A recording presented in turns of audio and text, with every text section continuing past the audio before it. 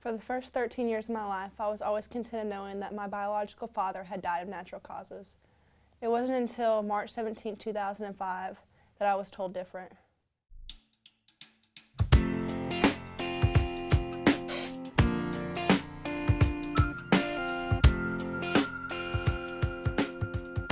My mom and I were sitting on the couch, and I'll never forget this day. She just grabbed it, we were watching TV, and she grabbed the remote and turned off the TV and looked at me and said, "Nicole, we need to talk." She took a deep breath, and I could just see that she was fighting back tears. She told me that my dad hadn't just died of gotten sick or injuries or been in a car wreck, but that he had committed suicide. I couldn't believe what I was hearing. I just sat there for a while, couldn't talk, shut everyone out of my life, and I went into a little bit of a depression. When I found out my dad did suicide, it just kind of shocked me, like, how could he do this to me? Could he think that me and my family would be better off? Did he realize what impact it would have on us? That on Mother's Day, on Father's Day, that I'd be making Did he realize that on Father's Day I'd be making my mom cards, or when people would ask me, bring your dad to school day and everything, and people would ask me questions, I would just smile and be like, oh, he died. Even though I really didn't know the true reason, I never questioned it. And after I figured out, it just gave me a whole new perspective on him. I didn't respect him as much at first. It was just kind of like, how could you put me through that? That was the first time I'd see my mom cry when she talked about it. At first I thought God was punishing me for what I had done.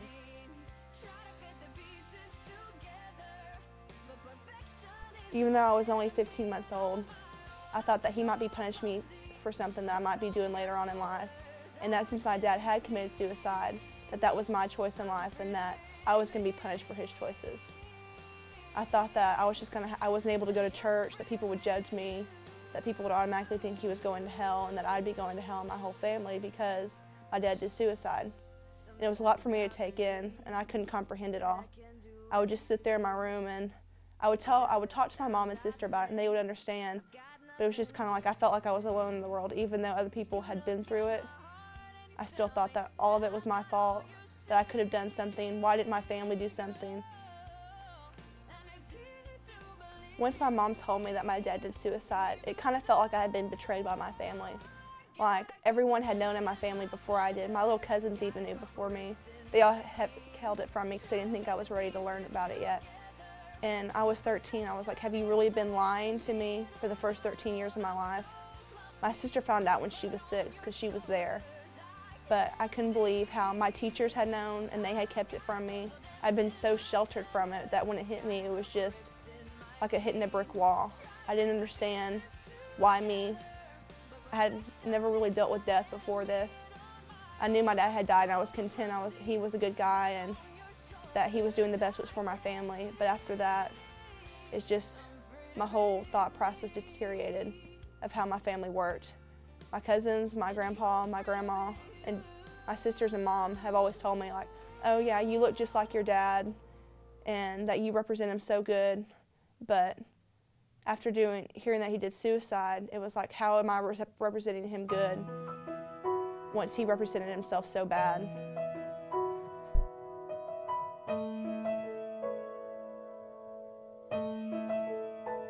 I can only imagine what it will be like. At Piney Woods, the first person I told was my friend Morgan McNatt. She was like the only person I could really tell that wouldn't be afraid of what she would think, because I knew she would just comfort me. And I think it was kind of a shock for her too. It was kind of one of those things. She knew my dad had died, but she didn't really know what had happened. I just told her, oh, he got really sick and he had a lot of health problems, so he just passed away. And she was always just like, okay, yeah, I'm sorry, that must be hard. But once I was able to talk to her about it, it just kind of opened up opportunities. I realized how accepting she was and that I could tell other people. That summer, while I was doing my devotionals, I found a verse, Luke 11:10. It says that for everyone who asks receives, for everyone who seeks finds, and whoever knocks, the door will be opened. And it kind of showed me that God will forgive me for my dad's sins and my sins, that his sins aren't mine. that I have to give my own sins, that he's not going to punish me for something that my dad did, but that if I asked for forgiveness, that it would be given. He would show his mercy on me even though I didn't feel like I deserved it. It wasn't until about a year ago that I've really become open sharing about it. I mean, I've told people, and still sometimes it makes it awkward when people ask you about your dad. You're like, oh. I'm like, oh, well, my dad committed suicide. And they're like, oh my gosh, are you okay? Is your family okay? I'm like, yeah, it happened when I was 15 months old, and I've come to accept it. I still, from this day, think about how my life would be different with my dad. Would I still be in DeSoto? Would I have all the things I have now? Would I have my family? Would I be as happy as I am now? Would I have the sports opportunities?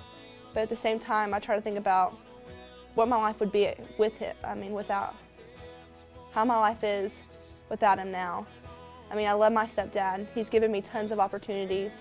He's been able to let me travel, go whitewater rafting, play select sports, and I've never had to worry about if I'm gonna have food on the table, if I'm gonna be able to go to that camp. I've always just like, I wanna go, can I go? And usually they agree. For a while, I had separated myself from God so much that I didn't feel like that he couldn't be my father again. I couldn't be as close as I was before, or if this hadn't happened. But after I started reading the Bible and listening to his word, I realized that I had grown closer to him, that I wanted to know more, that I wanted to be closer, and that he wanted me to know more about him, and that he wanted me to be his child, and he wanted me to share my faith. And I still think about like all my opportunities with God. I still have so much to learn from him. I still have so much to grow. I mean, even this summer I'm going to be doing tons of stuff, and I'm just thinking about how I can reflect God's love and share what I know now with people that are going through the same things, and just not with just sharing about suicide or depression or anything, but I can just share my faith and help people grow closer to Christ.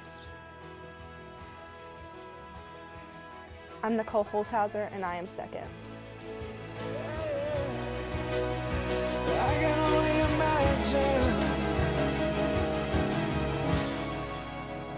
I can only imagine when all I would do is forever, forever worship you.